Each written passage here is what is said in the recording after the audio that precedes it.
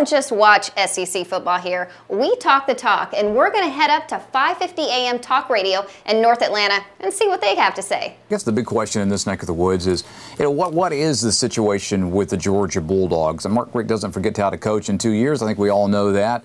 New defensive coordinator. Is it a time for gelling? Do you just have a group of kids sometimes that come through, they don't gel? What is it that the Dogs are sitting here 1-3 and they're 0-3 in the SEC? That's the $1,000,000 question. I mean, this from where I'm sitting and where I'm sitting, basically what I see is this. I see, first of all, they got a freshman quarterback, which is very difficult to have in the SEC. So there's a lot of plays to remember, a lot of schemes that you got to understand. It's a very difficult. The intricacies of SEC football are very difficult. There's a lot of plays, and a guy that's a freshman, that's a lot to ask of them. There's plenty of guys that do it, but I think he's doing a good job. The other piece that's making it difficult for them is they brought in a new defensive coordinator, 2 more staff people on defense. So basically all the plays, all the code words, all the things that they learned for the last 3 years under Willie Martinez, that's all been scrapped. They went from a 4-3 to a 3-4. You know, orange does not mean blitz now. It means too deep. It means, you know, so there's all that has been changed, and Georgia's been beat on some coverage a couple times that really cost them the game. And a lot of that is just the transition of a brand new coach in there. They got Todd Grantham in there. I think he's a great coach. I think Georgia, technically, they could win out the rest of the season, and they could win the rest of the games this season, and we could all be going, man. We remember when you guys got beat by Mississippi State, and we thought it was all over, and Mark Richt pulled it out of them. Much like 1979 when Coach Dooley lost South Carolina as an independent, then all the ACC teams they played, and then almost won the SEC championship with a 6-5 record that year in '79. Renee, before we go, what's one of your? I know we know the traditions of Georgia, and you have one of those, but I won't limit you to that. Just one of your favorite traditions from SEC schools, one that maybe we don't know right off the bat. Is there anything out there you like?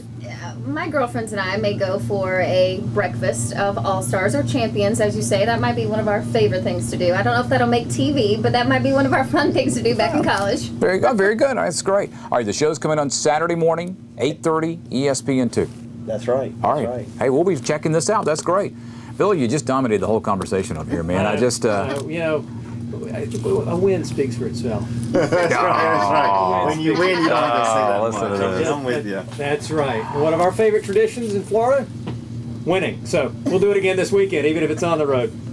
Hey, when you guys, bring it. When you guys come back toward the You're watching Southern Football TV. Go Dogs! All right, Miss Kelly. Let's do it, Miss Kim. Hi, Renee. Come on, girls. Oh boy, this is perfect for me.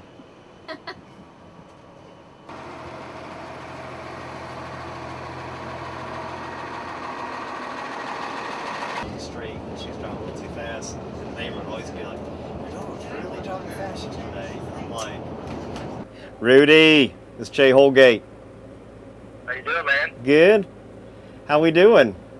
Good. How's the filming going? It's going good. We're just hanging out on the RV right now.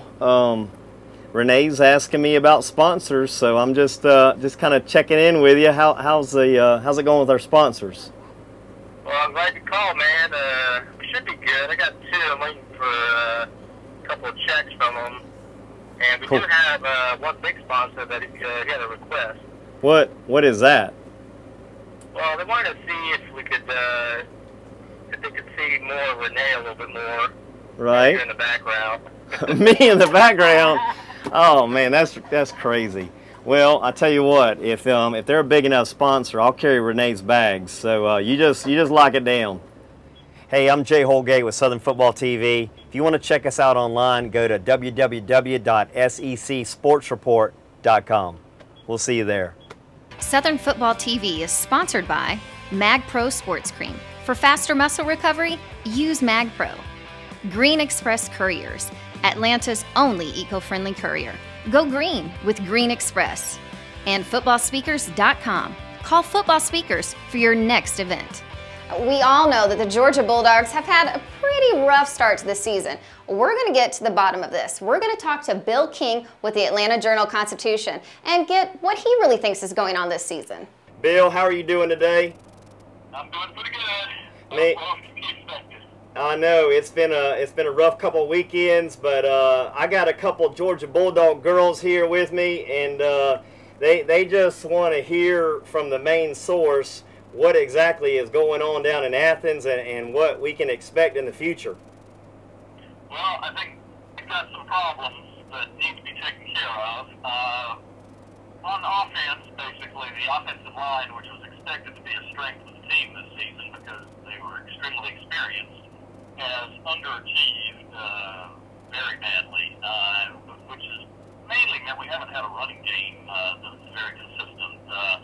Too many times Georgia's trying to go up the middle and just there's no hole there, and the back have also been underachieving because they haven't been breaking many tackles, so it's made us a little one-dimensional. Now, is Mark Richt's job in danger, in your opinion? In the immediate future, no. I think even if Georgia ends up with a losing season this year, Mark Richt will be back next year. He has earned that. You don't average 10 wins a year and get fired after, one losing season. Right, I'm with you. His seat hot and getting hotter, yeah, in the sense that people are not happy with the way things are going. No, he's not going to lose his job this season. All right, I got Renee Rails here with me, and she's got a couple tough questions for you, so I'm going to turn it over to Renee. Hey, Bill. Okay.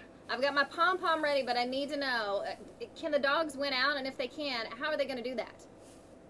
Well, yeah, it's always possible they could win out. I don't think it's very likely. I think more than likely, unless they're able to pull off an upset or two, we're probably looking at a 7-5 season as being the optimum at this point.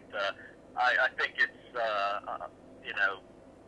they on paper should be favored over Colorado and Tennessee and Vanderbilt. Kentucky maybe a toss-up. Definitely should be an underdog to Florida. Of course, Idaho State's a gimme. Auburn, I always thought they'd have trouble with Auburn even before this season went off the rails. Georgia Tech, I think that you can usually throw the record books out with Georgia Tech as Georgia proved last year. So yes, they could win out. I don't think it's very likely.